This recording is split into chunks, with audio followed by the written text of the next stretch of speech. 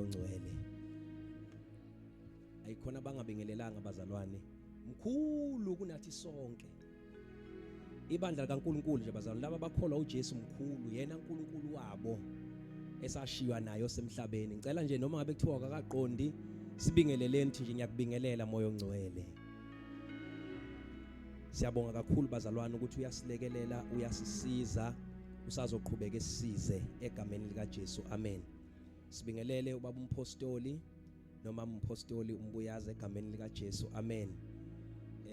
Sibingelela induna yenkosi ubaba Madida bazalwane. Siyathokoza kakhulu ukuthi sibe naye sizokhonzana inkosi. Amen. Sibingelele bazalwane kumfundisi uNgubane egameni lika Jesu. Haleluya. Bese ngibingelela kahle abafundisi bonke sebebingeleliwe bazalwane kahle ngendlela ekahle ade bebingelelwa ngayo la. Ngicela ukubabingelela bonke egameni lika Jesu. Amen. Ikhonzi zikaNkulunkulu zonke ikhona, omama, obaba, intombi nezinsizwa, uSunday school, worship team noLindo, ngiyanibingelela egameni lika Jesu. Amen. Ngiyakholwa bazalwane ngisindise uJesu wayenzela umusa impilo yami njengoba sekushiwo ngwakamsezana isibongo sami, igama lami uMthobisi. Amen. Ngicela bazalwane sibukeni izwi lenkosi nje kafishane bese siyathandaza ngalokho umoya ongcwele akubeka enhlizweni yami. Amen. Ngicela ngifundelane Isaiah chapter number 46 verse number 4 bese siphinde sifundane uDeuteronomy chapter number 31 verse number 8 phela. Amen. Ngicela ngifundele osetholile ngayo.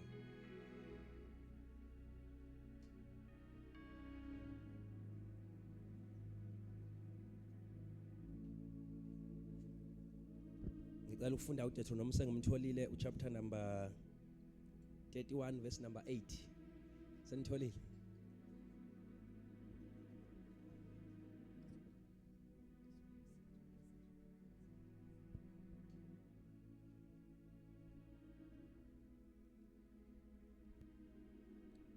Verse 8. uJehova nguye ohamba phambi kwakho, uyakuba nawe, akayukuyeka akushiye, ungesabi, ungabi nengebhe. Ngicela ngiphindela futhi.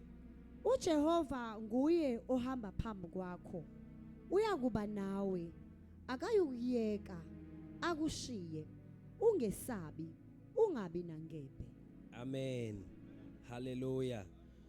Ngilithanda mawufunda ngehumusho leSiswati. Amen. Lithi simakathe yena mathupha uhamba embu kwakho. Amen. Hallelujah. Uthi yena mathupha uhamba phambi kwakho, olithi ke embi kwakho, kodwa ke ngesizulu masikisekisa ngapha uhamba phambi kwakho. Alibonge igama kaJesu. Hallelujah. Futhi uyawuba nawe, angeke akushiye futhi angeke akuyekele, ungesabi, ungalahlekelwa lithemba. Hallelujah. Uthi ungesabi, ungalahlekelwa lithemba. IsiSwati bazalwane lesi. Amen. IsiXhosa sona sikhuluma ngokoyika, lisithi ungoyiki. Alibonge igama kaJesu. Hallelujah. Uyena ohamba phambi kwakho, yena uyakuba nawe, akayikukuyekela, akayikukushiya, uze ungoyiki. Hallelujah. Senitholile Isaiah ngifundela. Noze niguge, nginguye. Yebo, noze nibe izimpunga, ngiyakunithwala. Ngikwenzile lokhu, futhi ngiyakunetshatha. Yebo, ngiyakunithwala, nginikhulule. Hallelujah. Cela usithandazela Dindi. Izwi lakho Nkosi liyaphila, linamandla, uNkulunkulu wethu ongcwele. Ngalo Nkosi engcwele udala ongekho kube khona, udala okusha. Your word is powerful, is sharper than any double-edged sword, pierces the soul and the spirit. Khuluma ngalo ke Nkosi uJesu. In Jesus' name we pray. Amen. Amen. Hallelujah. Ngicela bazalwane sikhulumeni nganakho nje uNkulunkulu akakubeka enhlizweni yami.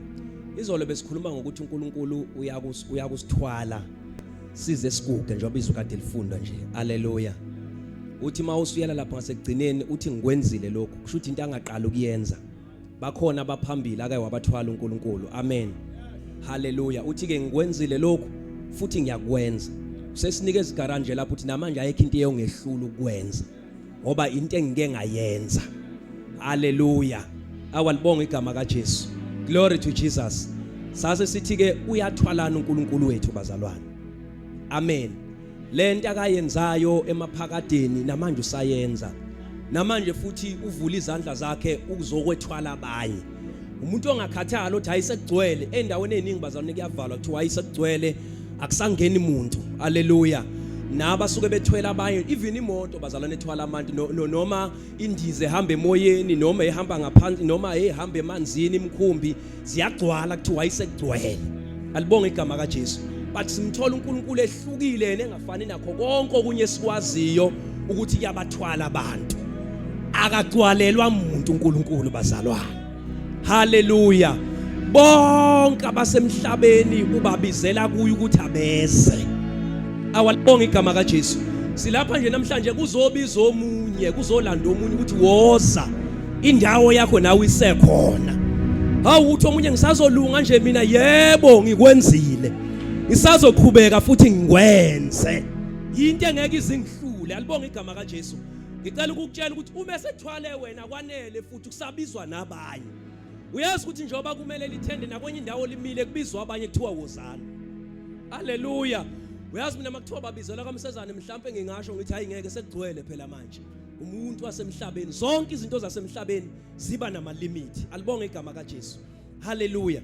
Ngifuna ke bazalwane siconnecte kahle ke le ndaba yethu nalomlayezo wethu wayizolo. Alibonga igama kaJesu.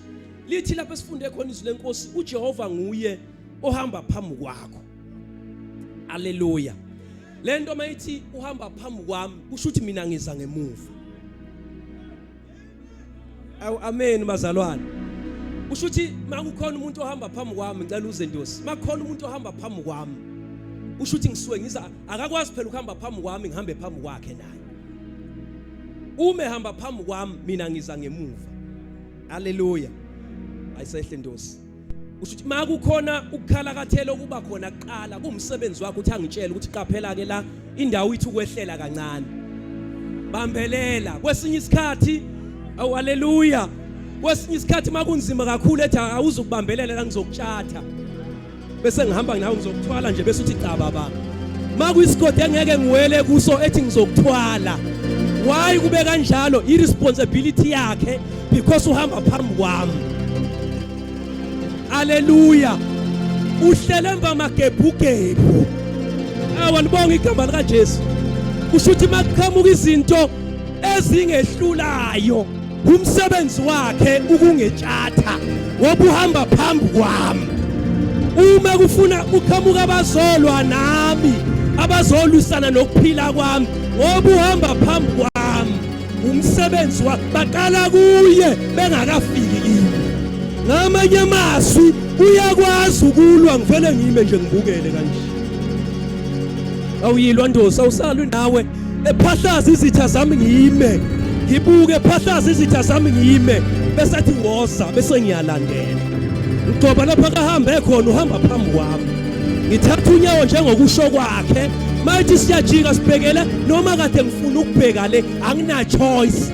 Ohamba phambi kwami uthe indlela iyajika.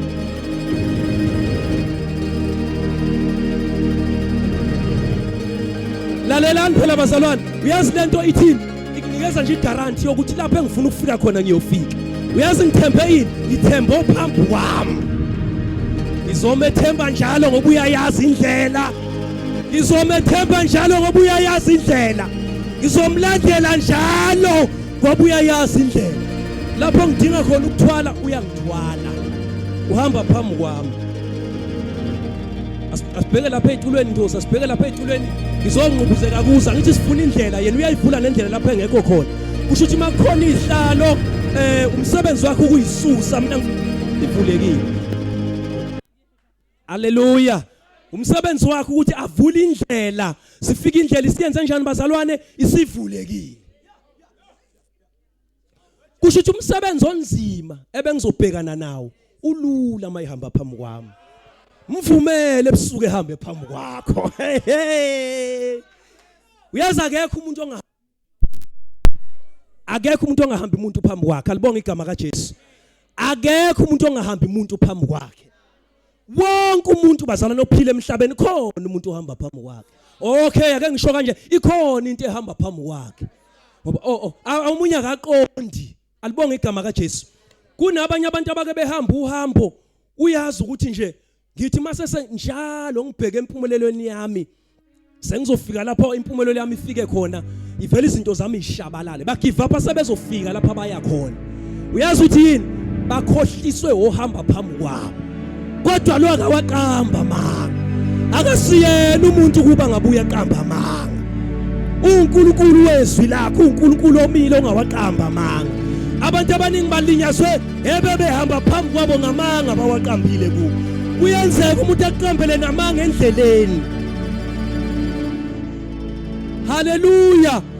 Ashintsha agembule ngempilo yakhe, akusekuyithuba lokuthi uhambe phambili ngize ngemuva.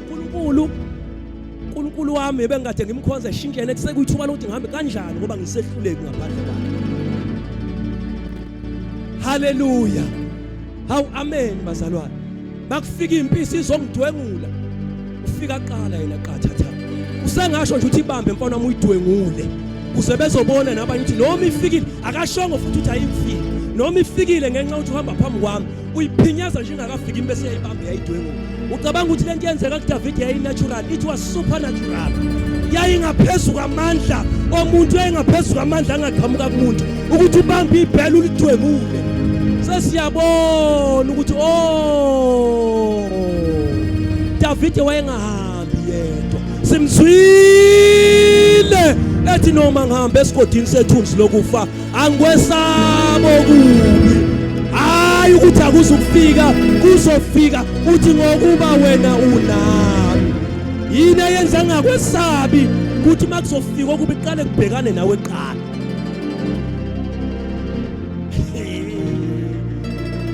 Uyokuxoxela ibhele ukuthi kwenzakalani lingakabhekani noDavid. Uyokuxoxela uGoliath ukuthi kwenzakalani engakabhekani noDavid. Ngoba ikhona indoda yaqala wabhekana nayo qala. Akahambanga njengomuntu. Kwahamba umuntu onamandla ehamba phambi kwakhe. Ungavumi ukuhamba wedwa kusisa isikhathi sokuhamba wedwa. Ubonile le ndlela ushizila kuyo sekuneminyaka uyizama ungabusavuma. Muvumele uNkulunkulu ekubambe ngesandla. Akholwa uyazi nje namhlanje kuzohudula nabanye, abanye badubile bamile uNkulunkulu balindile. Badubile badubiswa ukuthi izinto ayihlangananga zenzeka ngendlela bebefuna ngayo, kodwa ukulindile uthi comply sambeni. Ngikucelela into eyodwa ukuthi asambe. Besihamba kahle wena usuke wadidwa izimpi ezivuka endleleni. Bekuyizimpi zendlela. Futhi kube iqale kuwe ngabe sikubulele. Kwayilokhu ukuthi uyaphila namhlanje ingoba siqale konamandla. Wathemula kalazo safika kuwe usungakwazi ukuyimela. Njengomzali mayizogeza ingane eqale ifaka isandla emanzini, amanzi kade eqale wapholisa bese efaka isandla emanzini. Ewezwe uyawathesa ukuthi ase right nisingakwazi ingane yami ukuthi ngifake nikulamanzi. Unjalo noNkulunkulu wethu. Haleluya. Unjalo noNkulunkulu wethu. Sonke izimo ucabanga ukuthi wena lezi zinto oyinqobile we zahlakazeka phambi kwakho inqobe ngamandla akho. Lutho usuyabona ukuthi kunomunwe kaJehova la. NjengoFaro eGibhithe wabiza izanusi zazo zaphosa amashoba zophansi, yakhwinya inyoka kaFaro, yakhwinya inyoka kaMose, kwavela amaxoxo kwenzeka zonke imangaliso ezenzeka lapha. Waze wabona ukuthi hayi ngike ngayibona imlingo, kodwa umehluko kaMoses nabantu bonke abagila imlingo kunomunwe kaJehova. Kunesandla sikaJehova khona umuntu ohamba noMose. Haleluya. uJehova nguye ohamba phambi kwakho, uyakuba nawe. Kusho ukuthi ngeke eze kushiye njengoba ehamba phambi kwakho nje, uyakuba nawe, unawe. Wena usezongena ensindisweni namhlanje sokwethulela ukuthi khona uJehova ohamba phambi komuntu. Glory to Jesus. Khona uJehova ohamba phambi komuntu, abe naye. Alibonga igama kaJesu. Noma edabule emanzini akhukhulayo engamkhukhula, befika abanye bakhukhule, edabule emlilweni obashisayo abanye ubaqede, edlule ephume ngenamyoti, uhamba nawe. Haleluya. wake watshela uIsrayeli wathi lamaGibhithe wabonile namhlanje ngeke uphinde wabona. Wathi Israel lamaGibhithe wabone namhlanje ngeke uphinde wabona. Haleluya. Uyazi ukuthi into yayimephi bazalwane? Yayime kuye kwakumsebenzi wakhe. Wayengayibuza ukuthi kanjani abantu ngibabona bengilandela ngizongababona kanjani, wayazi ukuthi uzokwenzani. Uyakwazi azokwenza. Awalibonga igama kaJesu. Uyakuba nawe, akayikukuyekela kushiya. Lento yokuthi bazalwane akayikukuyekela, uyakuba nawe. Isho ukuthi noma ngafika la boyifakaza kahle baba lento uthi kuye kufika ikhathi lapho ebona kahle uthi ngeke lento engathi inzima ngenxa yobude bendlela beyifakaza behamba noNkulunkulu, kodwa uNkulunkulu evele babambe ngesandla baqinise ngesandla ekulaleli awusapheleli la siyahamba. Lutho uhambe ngilihambe nawe ngisakwazi. Angisakwazi ukukuyeka lutho uhambe ngilihambe nawe. Ngiyokuba nawe. Hawu uNkulunkulu usho ukuthi noma sekunzima kanjena kubhlungu kangaka angisakwazi ukuyeka nginawe ngihamba nawe wena la. Yokhudula uthi uyayinikina angifuni ukuhamba ethi hayi siyahamba ngihamba nawe angikwazi ukuyeka. Sesihamba indlela ende, sesihamba indlela ende, asikwazi ukuyeka manje bazalwane. Asikwazi ukuyeka. Yazi indaba ezimnandi kwabangakangeni kwabangakafiki yithuba lokuqala leli. Lutho uhambo ozolihamba lidiba ngozolihamba uhamba noNkulunkulu. Haleluya. Uyazi namhlanje sothi awuvumi ukubanjwa umuntu. Uyazi kube into sibekwenzeka ngabe nje ngishumayela nawe ngikubambe ngesandla kanje usymbolize uNkulunkulu. Enza wonke umsebenzi ngincike kuye. Uhlala kimi nami ngihlale kuye, uye wenza umsebenzi wami. Haleluya. Oyinikela phathwe kuye. Awulibonga igama lika Jesu. Uyamnqobela izitha. Akusona nomsebenzi wami uma sengikuye ukulwa nezitha zami. Haleluya. Awalibonga igama lika Jesu. Hey uDavid kwabona izinto eziningi bazalwane ehamba noNkulunkulu. Glory to Jesus. Khona ihuba kalibhalile uthi uma ngikhuphukele ezulwini wena ukhona. Uma ngendlala icansi lami endaweni yabafileyo nangu wena. Uyabona ulokho embone njalo uDavid. Alibonga igama kaJesu. Uthi uma ngithabatha amaphiko okusa ngiye ngihlale emkhawulweni yolwandle nalapho isandla sakho siya kungiholela esokunene sakho singibambe. Alibonga igama kaJesu. Umbona ndawo zonke. Mebhekene nokufa nangu uJehova. Mayibhekene nebhele nangu uJehova. Mayibhekene neGoliath nangu uJehova. Mayibhekene nokufa nangu uJehova. Umebhekene nenjabulo nangu uJehova. Sengiyazi ukuthi ukhona endaweni zonke. Akusiyo uNkulunkulu oshiwe ekhaya obuyashiya. Ungavumi ukuhamba wedwa. Akusiyo abathile owakho nawe. Owakho nawe. Owakho nawe. Owakho nawe. Owakho nawe. Nawubaliwe. Nawubaliwe. Isandla esibambelele kuso nawe wozobambelela kuso. Wozobambelela esandleni esibambelele kuso. Wozobambelela mfowethu, dadewethu uyamenywa. Wozobambelela esandleni esasibambayo. Nkosi ngibambe ngaleso sandla leso. Nkosi ngibambe ngaleso sandla. Ungabe usangidedela Nkosi. Ngibonile mina behluleka bengabanjiwe uwe. Futhi ngisehluleki ngiyavuma ngisehluleki ngaphandle kwakho. Kodwa ngicela ungibambe Nkosi. Ngicela ungibambe Nkosi ungithwalele.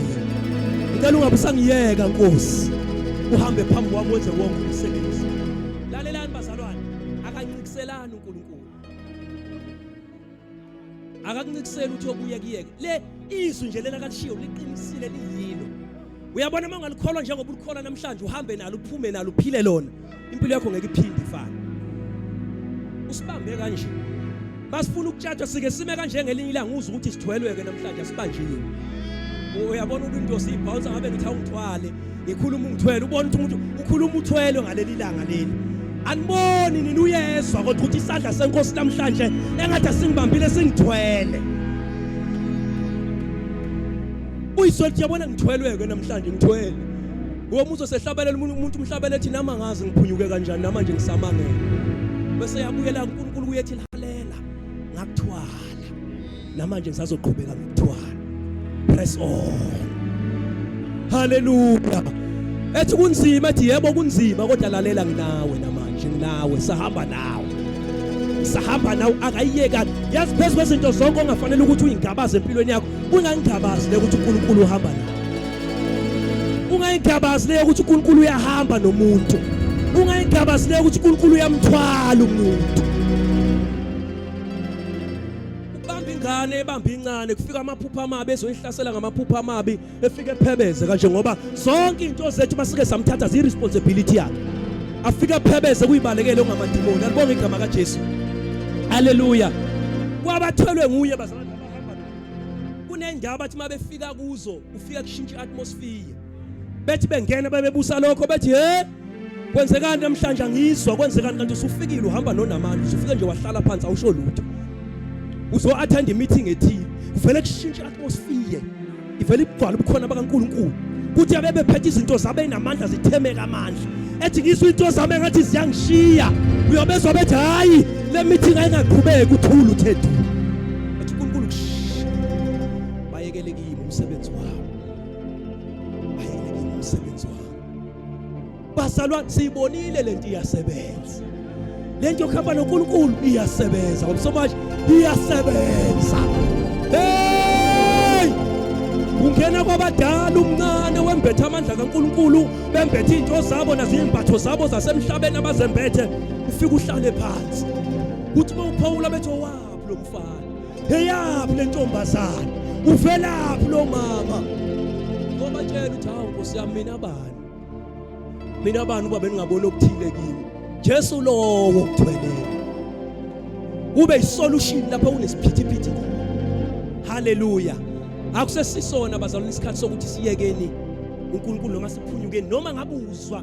Lalelani lento ukuthi uhamba phambi kwakho akusho ukuthi abekho abashumayela ngemva bathi jika. Impenye enkulu eliwa nabazalwane abasindiswayo nabanye abazosindiswa namhlanje, enye impi abazoyilwa ilempi yokuthi sebeqalile bemlandela uSathane ememeze ngendlela eziningi, akhulume afayela amazwi, lalela ungabusavuma uyelwe emuva, bheka phambili uvela uqinisele, ubheke phambili uvela uqinisele, ungabusayeka unless kusho yena ukuthi jika, wenza okuthile uyajika ngoba uthatha instruction kuye. Bafowethu, uyathwalana uNkulunkulu, wensizwa uyathwalana uNkulunkulu.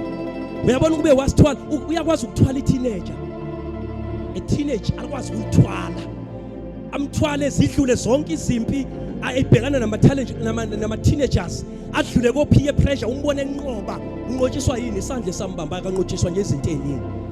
Haleluya.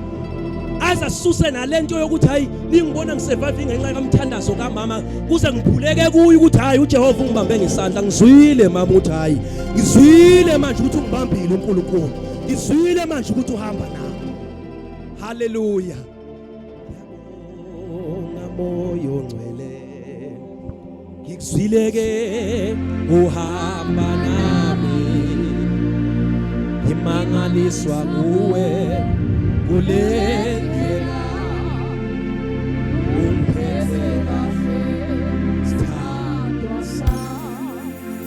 Ungesabi, ungabi nangephe, ungoyiki. From today musuku esaba ungabusathuswa lutho.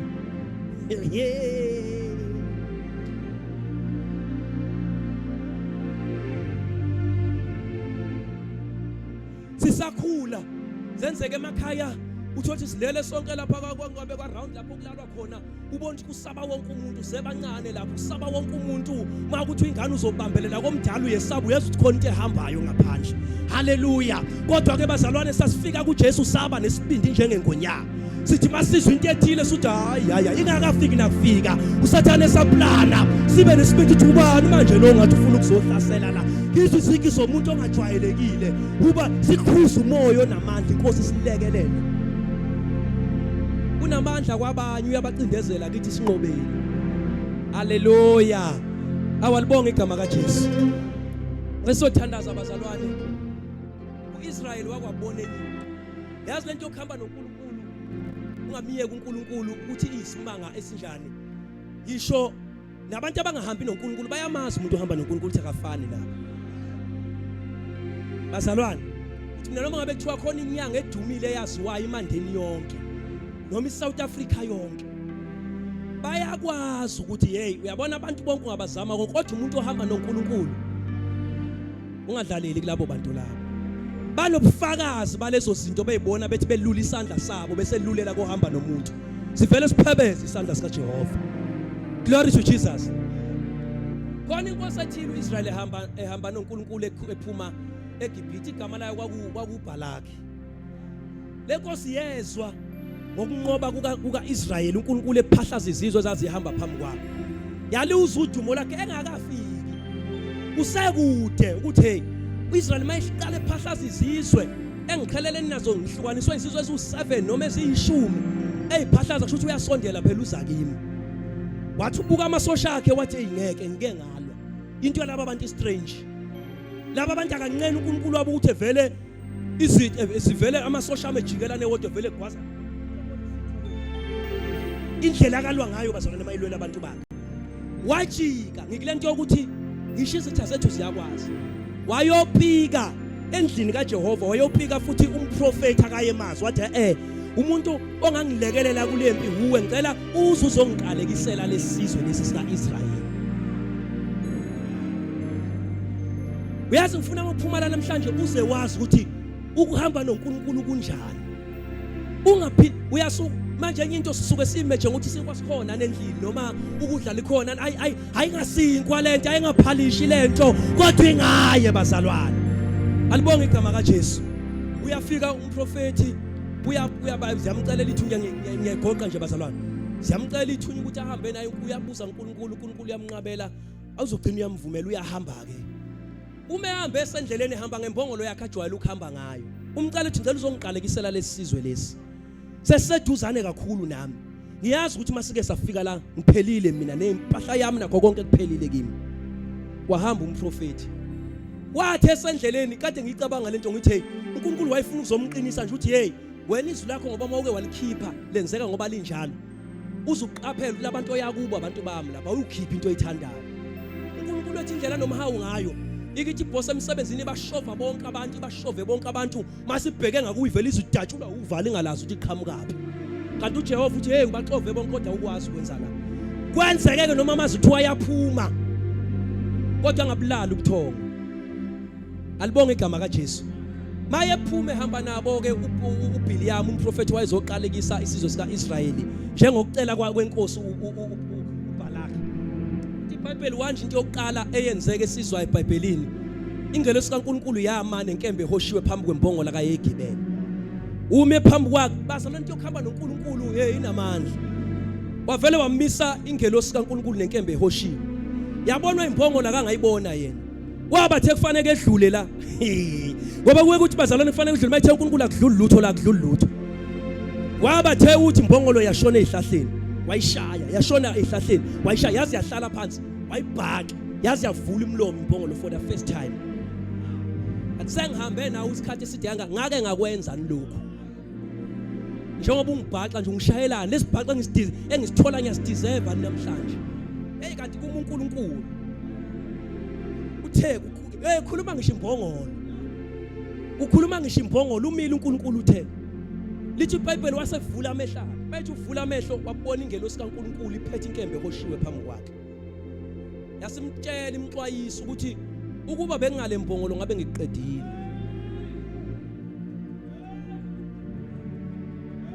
Ngisizeke kodwa lalela la labantu oyakuba abantu bami. Awukhulumi izolithandayo lapha. Uyosho lokho kushiwo yini? Cabanga kushiwo kimi bazalwane namhlanje uNkulunkulu usho kanjani. Tshelalela ukhuluma izolithandayo ngalo umntwana wami lo. Uyosho lokho kushiwo yini? Wamiyekela wahamba. Uma efika sekufanele ezomqalekisa uIsrael wami esiqongweni sentaba. Mayibuka uBhalaki wayembuka uIsrael engabaleki ethi uyayibona vele eyibone izintethe. Wamisa ngawathi ngiqalekisele kuye. Wakhuphuka umprofeti ezoqalekisa. Esikhundleni sokuthi ekhipha amazwi aqalekisayo wavele wakhipha amazwi abusiswayo. Lalelani bazalwane. The same prophet uke wama phambi kwezinye izizwe. Wakhipha izwi eliqalekisayo zaqalekiseka. Because benesiso as a choice kaJehova.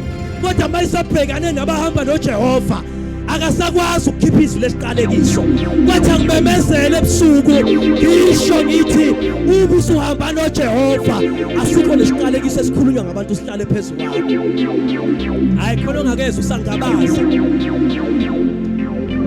usangabaza uthi hayi ngani mina ngibanjwe isiqalekiso kuthiwa sasibambe omkhulu lalela sababambe omkhulu akafikanga uJehova uhamba phambi kwabo wena namhlanje uma ungathatha isinqumo uvuma ukubanjwa uJehova uyukubanjwa leso siqalekiso wafike wakhuluma izwi lesibusiso wababusisa wanyanya lo hey obusathana kadeni wathi awungicelela aba ukuthi uzongiqalekisela laba bantu wenzani manje uyakwazi ukucala ukuthi hamba ungibulalela ubani vele ngambulala vele hambe umthiphi isithe ilalela ubani njalo uplan 1 no 2 no 3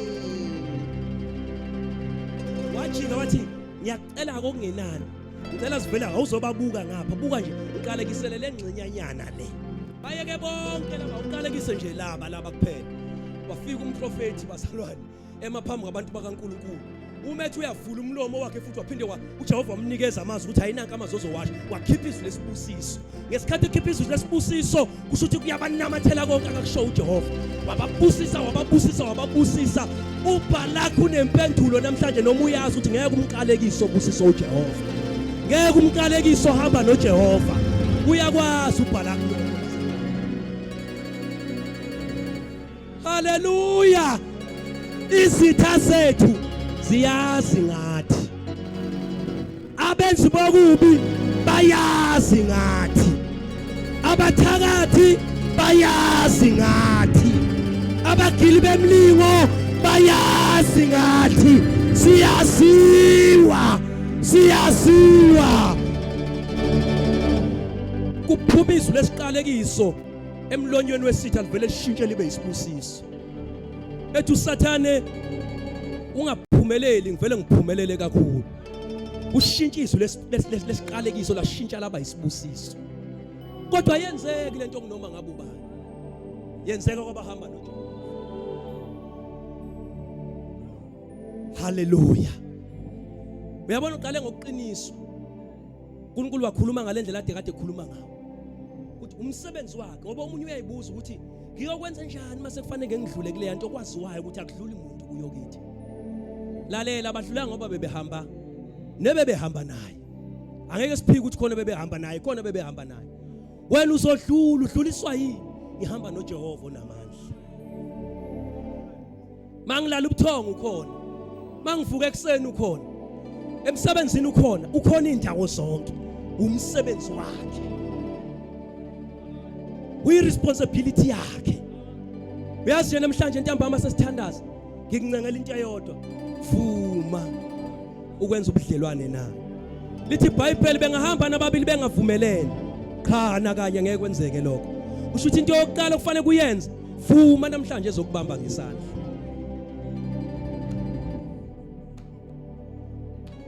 uyabona nje lempoyizwayo yokulwe emoyeni wakho makufanele uthathe isinqumo sokuza ngaphambili uzokwamukela uJesu yimpi leyo nje eziwa yibo bonke abantu ngoba uyazi usathanda umhla wabanjwa lesa sandla ngeke ngiphinde ngimthole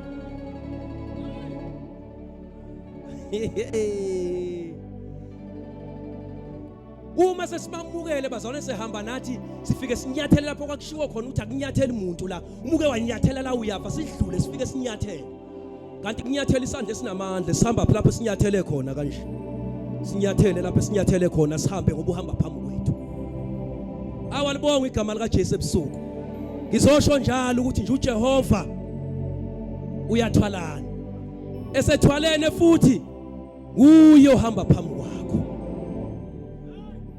namhlanje phebeza yonke into obuyazi ukuthi ihamba phambi kwakho noma ngabe ibidlani khona isizwe saka Israel sixabane noNkulunkulu sisebenze kanzima sitshala amasimu sitshalela ukuthi ngesikhathi sokuvuna noma ngesikhathi sekuphela isizini yokutshala sihlale phansi sidle sasehlelwa into ebhlungu ukuthi njalo kwakuthi mase kusondela isikhathi sokuvuna kuvele kufika isizwe esithile saka Midian sifike sidle yonke itshalo sivune wonke amasimu sibashiye benje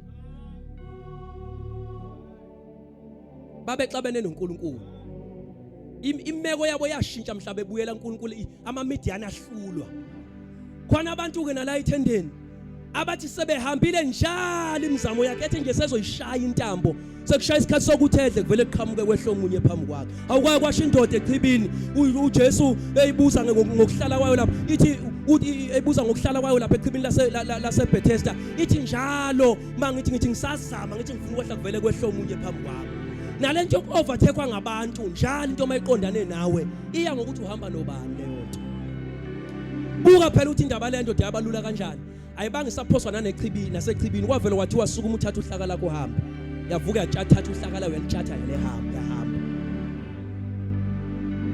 uthi nje angibuza usazolungana namhlanje uphuma uhamba wedwa uyazini ukuthi khona nekhaya unesibindi uzolala futhi namhlanje usuzwile ukuthi nangu uNkulunkulu othwala nayo nangu uNkulunkulu ohamba phambi komuntu ongayekani ongashiyani osiqinisayo singabi naluvalo uzovumana namhlanje ukuphuma uhamba wedwa hayi ake ngibuze nangapha uzovuma ngapha ukuphuma uhamba wedwa ihlazo isingakhala inkosi ubusuku bonke ikhalela wena uthi kodwa ngifikile ngazethula ntambama lo ya 20 minutes nje ngizethule wona bengizelele isimo lesi cela siphakameni simeni ngenyama